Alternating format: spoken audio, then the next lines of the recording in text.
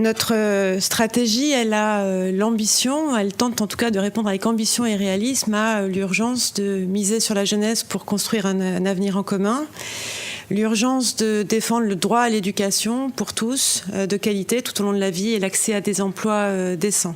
Précisément, il s'agit d'accompagner des parcours d'éducation et de formation de qualité vers la citoyenneté, avec une triple finalité qui sont de favoriser la cohésion sociale, de renforcer la résilience à tous les niveaux et de stimuler le développement économique.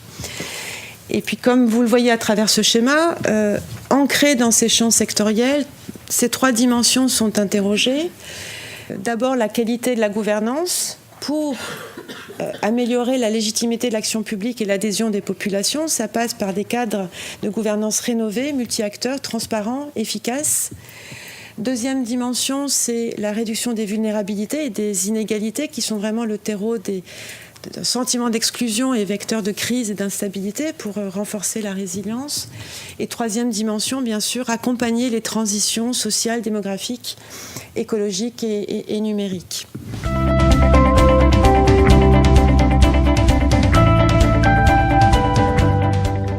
Je pense qu'il y a un bon projet, il y a une bonne vision de la question. Donc je pense que l'AFD regarde la question de l'éducation sous ses différents angles, pas simplement l'éducation, stricto sensu, mais qui concerne la vie de l'individu. Parce que derrière l'éducation, il y a la question de la santé, il y a la question du mode de vie, il y a tout un ensemble de questions qui se déploient. Et que l'AFD a une vision globale de cela. Souvent, on s'arrête à des objectifs, insertion, accès, qualité de l'école. Là, il s'agit de cohésion sociale.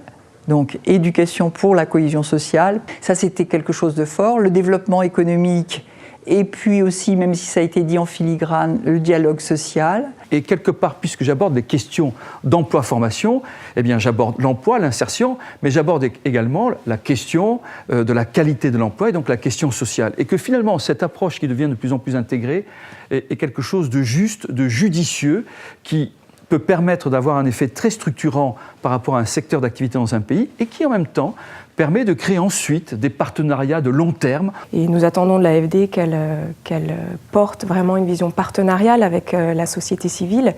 C'est quelque chose qui se fait de plus en plus, mais qui pourrait encore être renforcé. L'approche, la dynamique qui est mise en place par l'AFD en général, une approche participative et une approche de concertation et de consultation de toutes les parties prenantes, de tous les acteurs avec lesquels ils travaillent, et avec des avis qui s'expriment et qui sont bien écoutés par l'institution AFD. C'est que ce que nous incarnons, ce que nous faisons est de mieux en mieux pris en compte comme quelque chose de constitutif d'une politique de développement de la coopération dans la formation professionnelle. Et ce que nous incarnons, c'est ce qu'on appelle les politiques de branche, les politiques sectorielles. On peut saluer le fait que l'AFD accepte de soutenir des organisations de la société civile dont le mandat est précisément de critiquer de manière constructive, bien sûr, le travail qu'elle peut faire et la politique française de coopération. Donc l'éducation de base, donc enseignement primaire et secondaire est bien présente. Maintenant, on peut craindre que l'AFD ne fasse pas assez pour soutenir ce sous-secteur.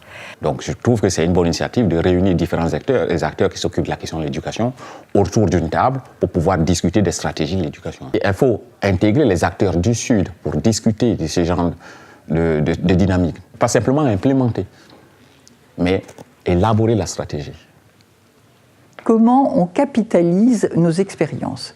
Comment, là où elle est, l'AFD, et nous aussi qui sommes opérateurs, comment on peut capitaliser pour cartographier ce qu'il faut faire, là il faudrait faire dans les géographies et dans les thématiques sur lesquelles nous intervenons. Peut-être qu'à un moment donné, on pourra travailler sur des mises en commun de partage d'expériences avec les acteurs locaux qui se seront développés, organisés pour être ensuite le représentant d'un secteur d'activité. Et on peut imaginer des plateformes où on capitaliserait tout cet acquis qui toucherait aussi bien le champ de la formation que celui de la représentation professionnelle, d'une structuration de la profession.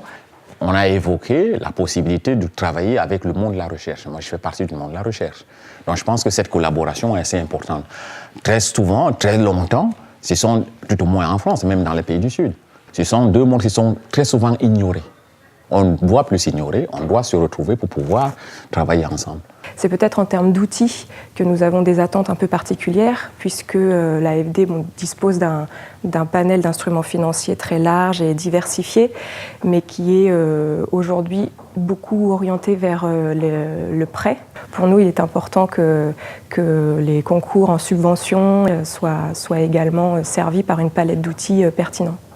L'AFD, justement, est dans une dynamique assez prospective. Elle ne se contente pas simplement de traiter des questions, mais en même temps, elle fait des projections, des projets sur la perspective.